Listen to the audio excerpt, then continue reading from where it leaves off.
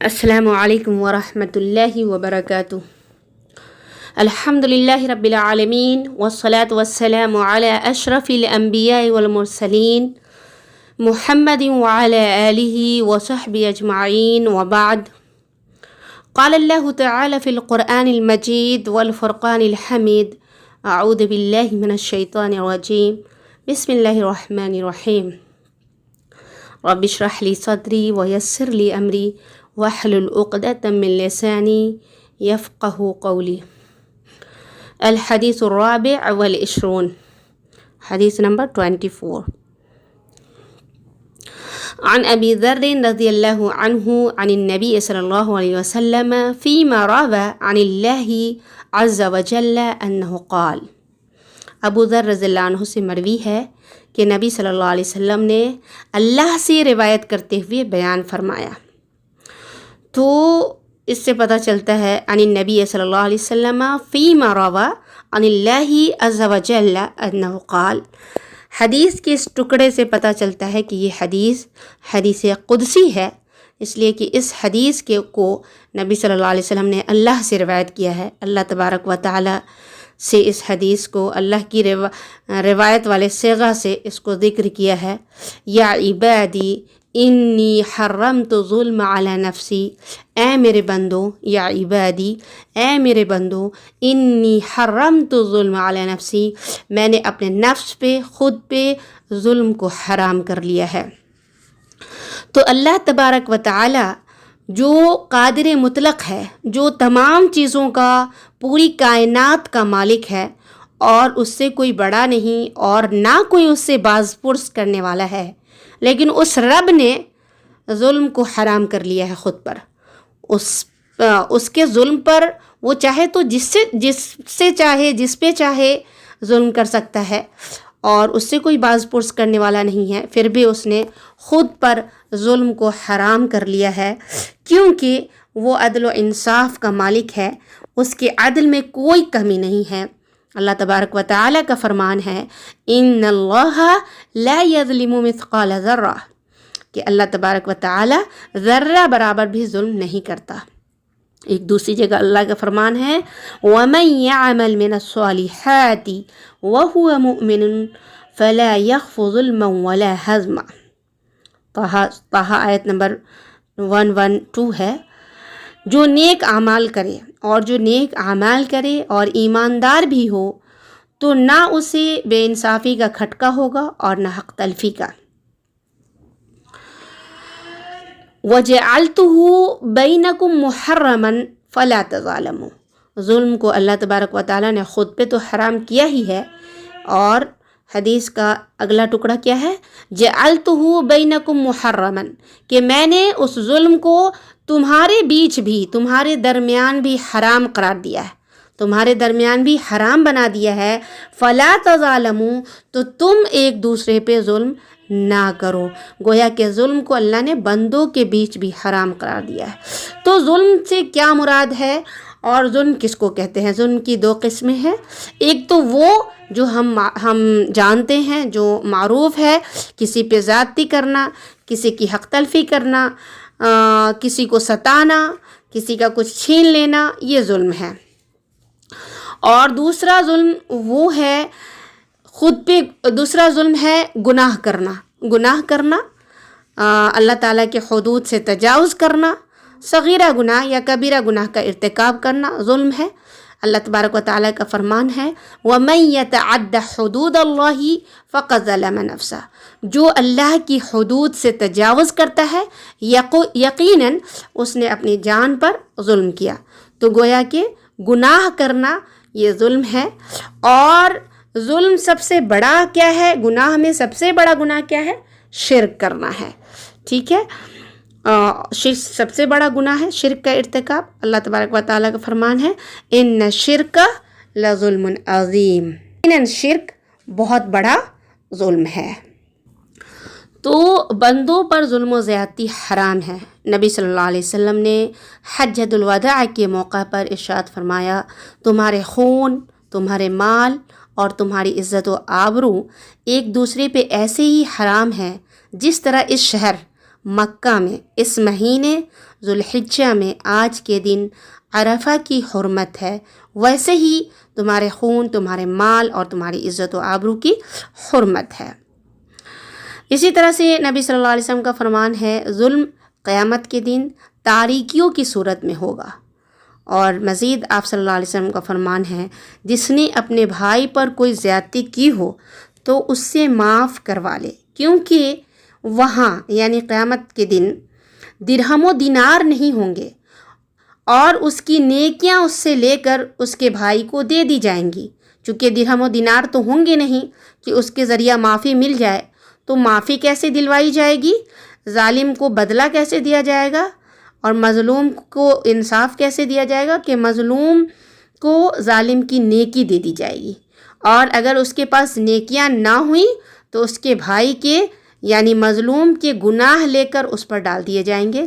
یہ تینوں روایتیں جو میں نے ابھی بیان کی ہے، بتائی ہے ظلم و زیادتی کے تعلق سے، یہ تینوں صحیح بخاری کی روایت ہے۔ یا عبادی کلکم ضال الا من ہدیتہ فاستہدونی اہدکم۔ یا عبادی کلکم ضال، اے میرے بندو تم سب کے سب گمراہ ہو۔ یا عبادی کلکم ضال، اے میرے بندو تم سب کے سب ضال ہو، گمراہ ہو، الا من ہدیتہ، مگر جسے میں ہدایت دے دوں، فاستہدونی اہدکم، تو تم سب کے سب مجھ سے ہدایت چاہو، مجھ سے ہدایت مانگو، میں تم سب کو ہدایت دوں گا، رہنمائی کروں گا۔ تو جیسا کہ حدیث کے اس ٹکڑے سے پتہ چل رہا ہے کہ ہدایت اللہ تبارک و تعالیٰ سے مانگنی چاہیے اور اللہ سے ہدایت طلب کرنا ضروری ہے۔ اس لیے ہر نماز کی ہر رکعت میں اہدنا الصراط المستقیم کی تلاوت کا حکم دیا گیا ہے۔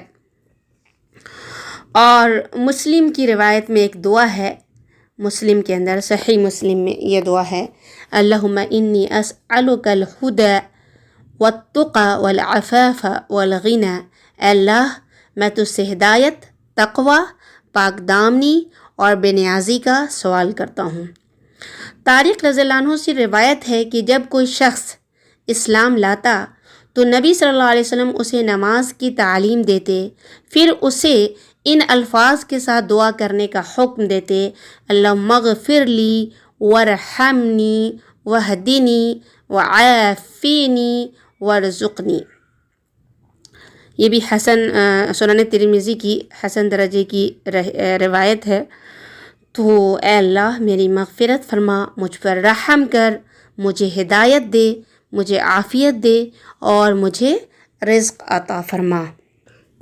یا عبادی کلکم جائع الا من اطعمتہ فاستطعمونی اطعمکم۔ یا عبادی کلکم جائع، اے میرے بندو تم میں سب کے سب بھوکے ہو، جائع تم سب کے سب بھوکے ہو، الا من اطعمتہ مگر جسے میں کھانا دوں، مگر جسے میں کھانا کھلاؤں، فاستطعمونی تو تم لوگ مجھ سے کھانا طلب کرو، مجھ سے کھانا مانگو، اطعمکم میں تمہیں کھانا دوں گا، میں تمہیں کھانا کھلاؤں گا۔ یا عبادی کلکم عارن، اے میرے بندو تم سب کے سب ننگے ہو، الا من کسوتہ مگر جسے میں لباس پہنا دوں، میں جسے لباس دے دوں، فاستکسونی اکسکم تو تم سب مجھ سے کپڑے مانگو، مجھ سے لباس مانگو، میں تمہیں لباس پہناؤں گا۔ تو دونوں جو عبارت ہے، حدیث کا جو ٹکڑا ہے، اس سے پتہ چلتا ہے کہ ہمیں اپنے ضرورتوں کے لیے اللہ تعالیٰ سے ہی سوال کرنا چاہیے۔ جس طرح سے ہدایت ہمیں اللہ سے مانگنی چاہیے، اسی طرح سے اپنی تمام ضرورتوں کے لیے اللہ کے سامنے ہی ہاتھ پھیلانا چاہیے، اس لیے کہ وہی خالق ہے، وہی مالک ہے اور وہی رازق ہے، وہی ہمیں رزق دینے والا ہے۔ نبی صلی اللہ علیہ وسلم کی حدیث ہے کہ تم میں سے ہر کوئی اپنی ہر ضرورت اپنے رب ہی سے مانگے، حتیٰ کہ جوتے کا تسمہ ٹوٹ جانے پر بھی اسی سے مانگے۔ اور اللہ تعالیٰ کا ارشاد ہے فَابْتَغُوا عِنْدَ اللَّهِ الرِّزْقَ وَاعْبُدُوهُ، کہ تم اللہ تبارک و تعالیٰ سے رزق طلب کرو، اللہ سے ہی رزق چاہو اور اسی کی عبادت کرو۔ اس لیے جب بھی ہمیں محتاجگی ہوتی ہے یا ضرورت ہوتا ہے یا فقر و محتاجگی ہمیں گھیر لیتی ہے تو ہم اللہ تبارک و تعالیٰ سے ہی امید وابستہ کرتے ہیں اور اسی کے سامنے اپنا دامن پھیلاتے ہیں۔ حدیث کا اگلا ٹکڑا ہے، یا عبادی انکم تخطئون باللیل والنہار وانا اغفر الذنوب جميعا فاستغفرونی اغفر لکم۔ یا عبادی انکم تخطئون باللیل والنہار، اے میرے بندو تم دن و رات لیل و نہار خطائیں کرتے ہو، غلطیاں کرتے ہو، وَأَنَا أَغْفِرُ الذُّنُوبَ جَمِيعًا، اور میں تمام غلطیاں تمام گناہوں کو معاف کرتا رہتا ہوں، فَاسْتَغْفِرُونِی، تو تم مجھ سے مغفرت مانگو، مجھ سے معافی مانگو، اغفر لکم، میں تمہیں معاف کر دوں گا۔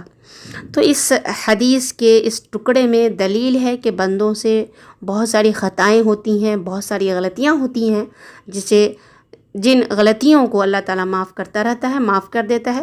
بہت ساری غلطیاں تو بغیر معافی مانگے بھی معاف ہو جاتی ہیں۔